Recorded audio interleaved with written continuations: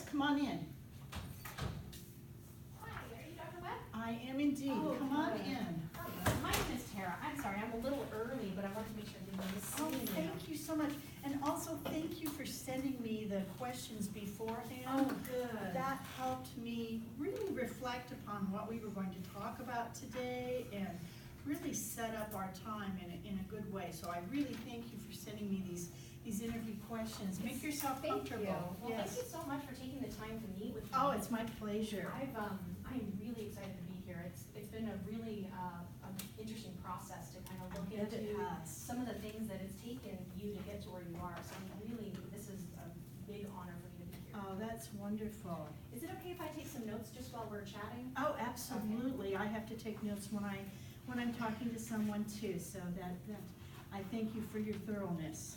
And if I send these to you, just so I can make sure I didn't misquote you or have some incorrect information, would that be okay? Oh, that would be wonderful. Thank you so much.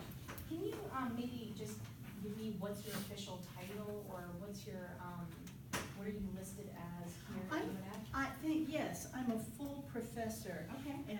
in the College of Education, Department of Exceptional Deaf and Interpreter Education. And just so you understand a little bit more about that, professors are in levels. When you first start out, you're either an instructor or an assistant professor. You then apply for promotion and tenure, and then you become an associate professor, and then you are guaranteed that position then for as long as you want at the university. And then if you decide you want to go further promotion, then you can be promoted. You have to show national prominence, you have to be the author of books, you have to do a lot of presentations, and have a classroom presence. So those people then apply for promotion to full professor. So Wow. that kind of is the structure of how jobs are structured in higher education.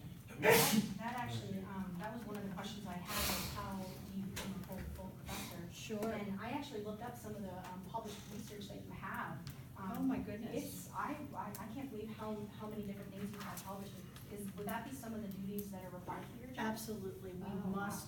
There's an adage in higher ed called publish or perish, Oh. which means unless you do publish regularly, you're not going to retain your professor position. So we all have to publish quite regularly, either in books or journal articles. And they have to be scholarly journals. In our field, it's Exceptional Children or Autism Today or some of the more scholarly publications. And you only have to do the publishing and the research only if you're an professor in education, isn't that right? No, that's Oh, okay.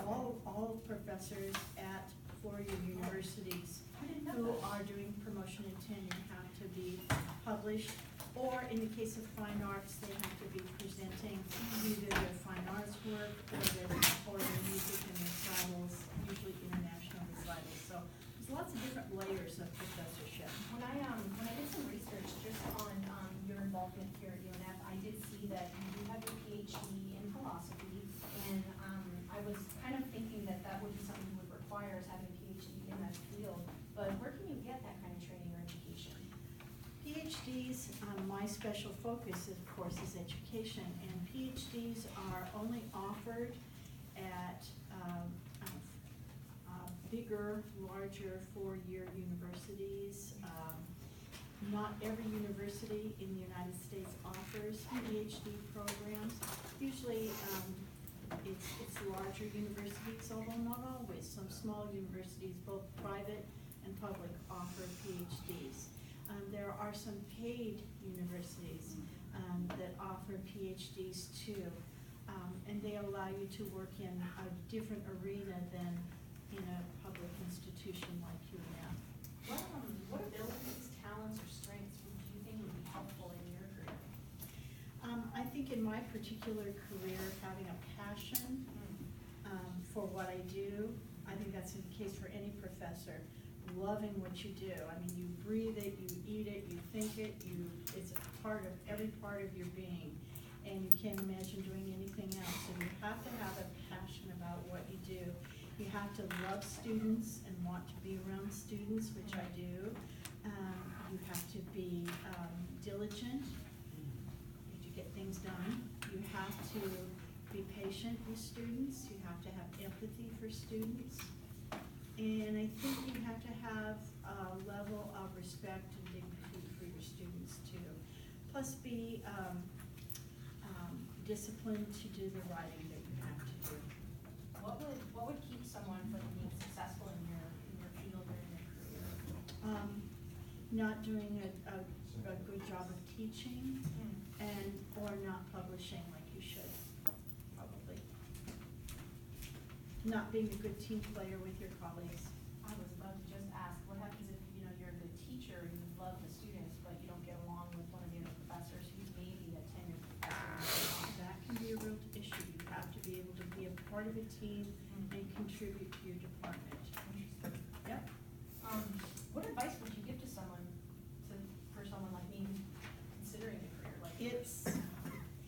It's a 24/7 kind of career.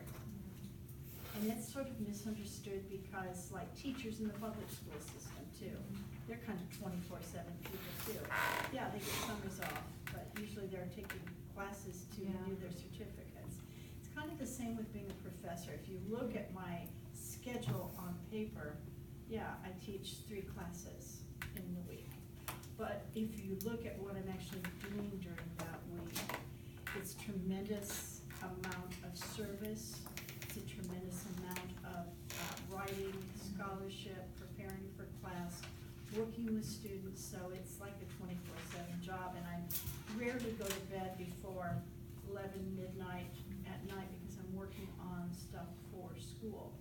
Would I have to do that? No, but I choose to do that because I love what I do.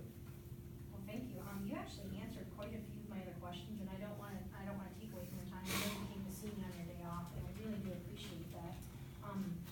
Could you maybe provide just some general advice for someone who's preparing for this career? So I'm not quite a full professor, or I'm not even a professor at all, but if it's something that I'm really wanting to pursue, what would be some advice or just maybe some guidance that you could think of?